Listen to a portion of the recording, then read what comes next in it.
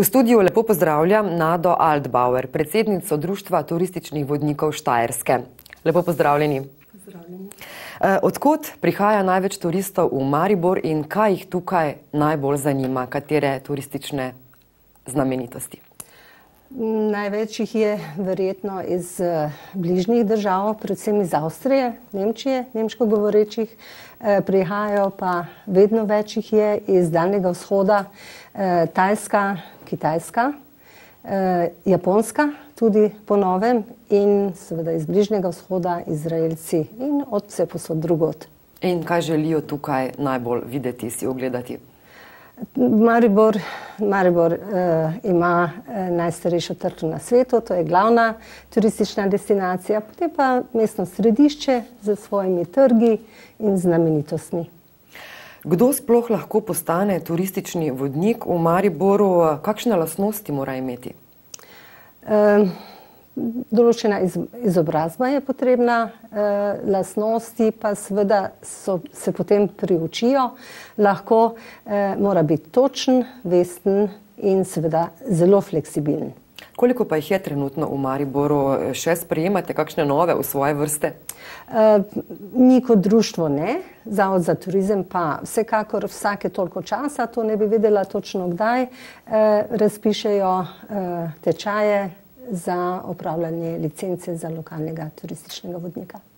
Ali se je način predstavitve, torej znamenitosti v Mariboru in okolici v času množičnih informacij kaj spremenil, posodobil?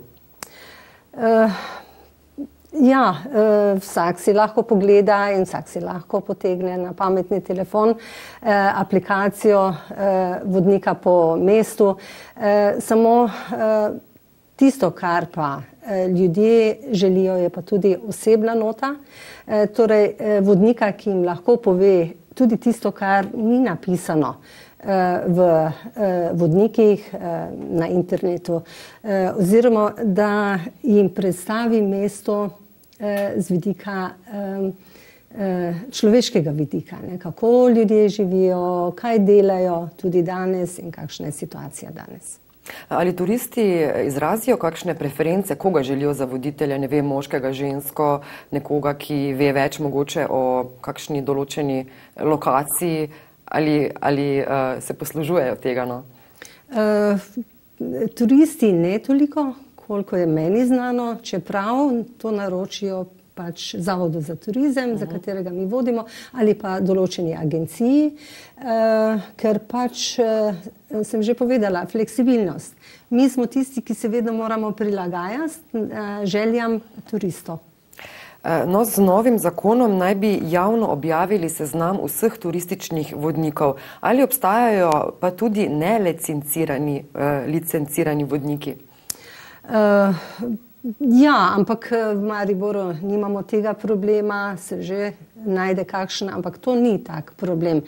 Problem je tam, kjer ko pridejo skupine z svojim vodnikom in ne najamejo lokalca, to se sankcionira po Evropi, tukaj v Mariboru pa ni ravno zaznati, da bi kdo koga ustavil in zahteval njegovo izkaznico lokalnega vodnika.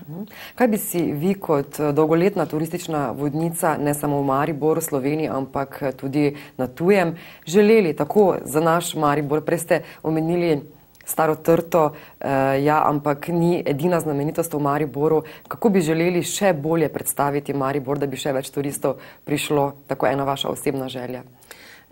Jaz bi želela, da bi stopili skupaj privatni sektor, ki se zdaj krepi in zelo uspešno predstavlja Maribor, Galerija Maribor bi tukaj izpostavila in državni sektor, torej Zavod za turizem, in bi morda tudi vključili nas, vodnike, da bi lahko povedali, ker mi smo tisti, ki imamo povratno informacijo.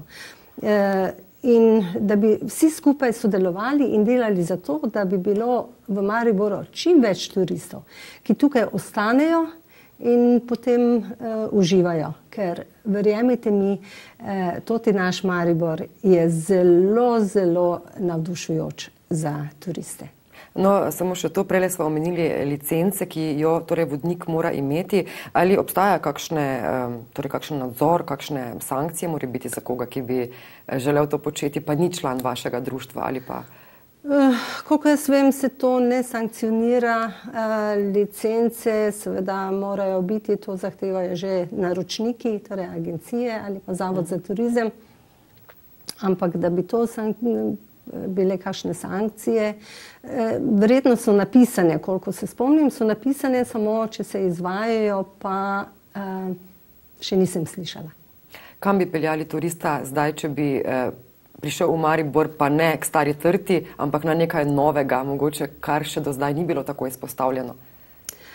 Jaz bi ga peljala po mariborskih ulicah, bi mu povedala o življenju v Mariboru, seveda o zgodovini, o znamenitostih, ki jih imamo, predvsem pa seveda se prilagodila, kaj bi želel vedeti, ker niso vsi enaki, nimajo vsi enakih želja. Gospa Nada Altbauer, najlepša hvala za vaš obisk v našem studiu in veliko turistov in prijetnih uric z njimi vam želim. Hvala za povabilo.